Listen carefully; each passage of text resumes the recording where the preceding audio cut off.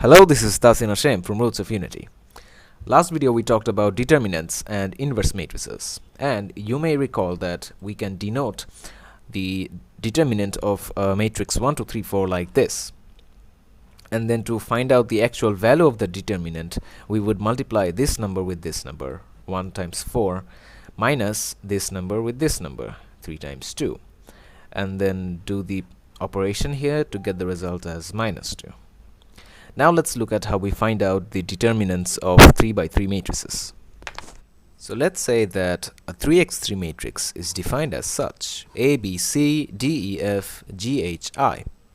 Then the determinant of this matrix would be given by this formula, which says the determinant of A equals to A, the determinant of E, F, H, I. This would behave like a matrix, the determinant of this matrix, minus B times the determinant of this matrix, which is defined as DFGI, plus B times the determinant of this matrix, which is defined as DEGH. Now let's look at an example. Let's say that we have a matrix. We have a matrix A, which is defined as 1, 3, minus 2, 0, 4, 1, 1, 1, 2.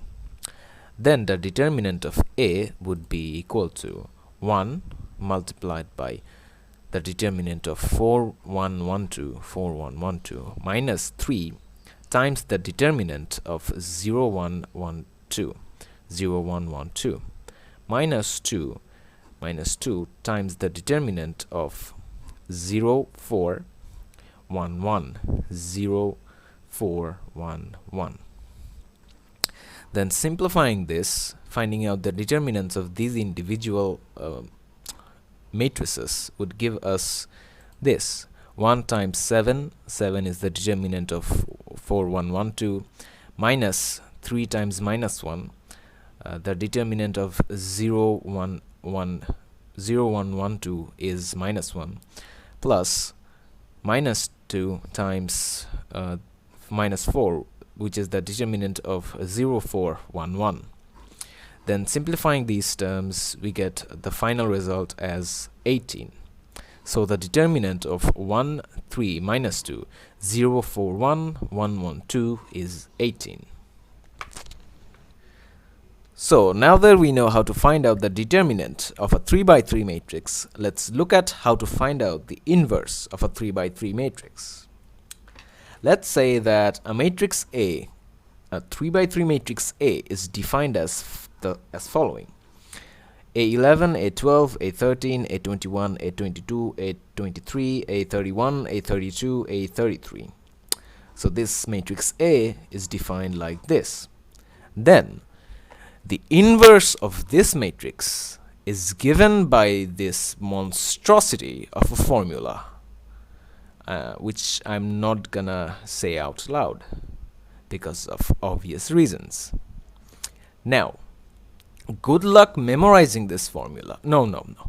Good luck using this formula in an exam hall and getting your answer to a single to the inverse of a single 3 by 3 matrix within the given time. But you don't have to, because luckily our little friend Gauss from Germany found out a little less daunting way of finding out the inverse of matrices. Gauss found out that if you write down the matrix of which you want to find the inverse of beside the identity matrix, if you write these two matrices down together side by side and then perform row operations on both these matrices simultaneously, and convert this matrix to 1, 0, 0, 1 through performing row operations, then this matrix here would give you the inverse of this matrix. So what do we mean by row operations? It's operations performed on rows, on, let's say, this row, row 1, row 2, or row 3. And what are those? You can either switch rows, you can either multiply a constant to a row, or you can add one row to another or subtract one row from another. Let's look at an example to make that clear. Let's say we have this matrix 1, 2, 1, 0, minus 1, 2, 2 3 2, and beside it we write down the identity matrix. Now we want to find out the inverse of this matrix, so we start performing row operations on this matrix and this matrix simultaneously, which means that if I perform a row operation here, I must perform the same operation here with this matrix, of course. So let's start by performing row operations on the bottom matrix. Now let's say we perform this row operation. We added minus twice of R1 minus twice of R1, which means row 1.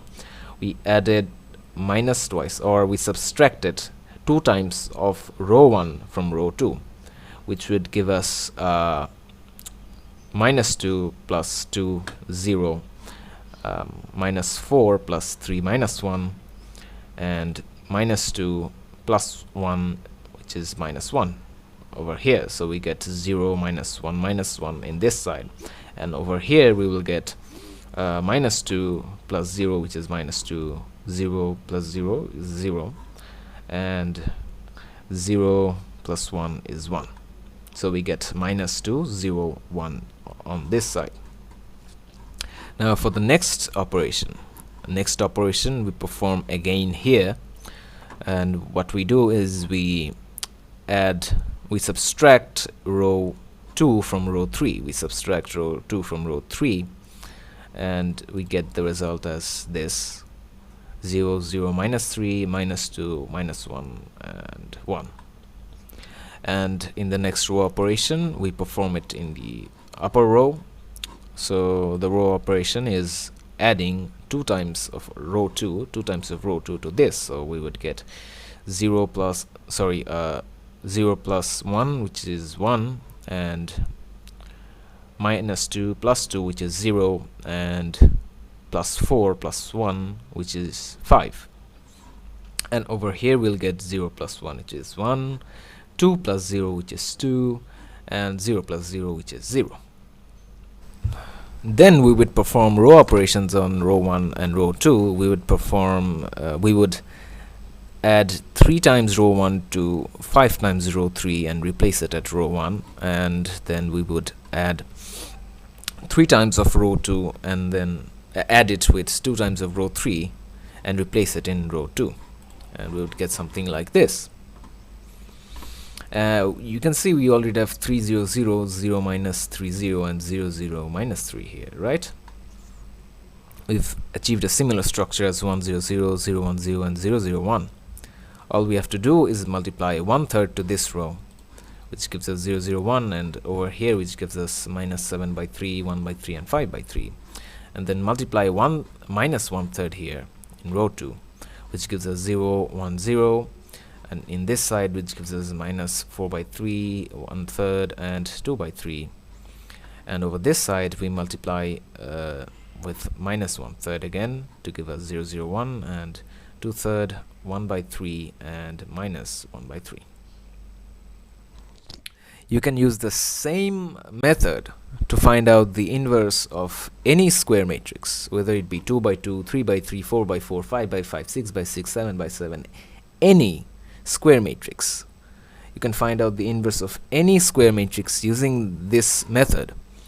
However, the matrix must be inversible, which means the determinant can't be 0. So always remember to find out whether the determinant is 0 or not. So now let's take a look at how it is to find out the inverse of a 2 by 2 matrix using this method. Well, let's say we have 1 2 3 4, and beside it we have the identity matrix 1 0 0 1, and then we try to find out the inverse of this matrix. We try to convert this side to 1 0 0 1. We already have 1 here, so it's going to be a little easier. We started by performing operations here.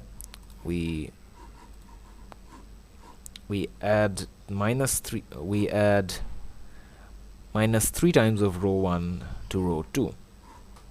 We add a minus 3 times row 1 to row 2, or subtract 3 times row 1 from row 2. Same thing. So that would mean we are subtracting minus 3 from 3, which gives us 0, and minus 6 from 4, which gives us minus 2. And over here it would mean we are subtracting minus 3 from 0 to give us minus 3, and 0 from 1 which gives us 1. When we perform row operations on the upper side over here, what we do is we add row 2 to row 1, which means which would give us 0 plus 1, which is 1, and minus 2 plus 2, which is 0. And over here it would mean minus 3 plus 1 is minus 2, and 1 plus 0, which gives us 1. You see, we already have 1 0 here and 0 minus 2 here. We just have to turn this to 1, and we can achieve this by just dividing this row with minus half, right? So we perform this operation here. We multiply the second row with minus half to get 0 1 here, and we'll get minus 3 by 2 and minus half here. Well, that's gonna be all for today. Hope you liked the video. Next video we're going to be talking about matrix transformation. So till then, stay tuned and stay curious. Signing off, Tahsin.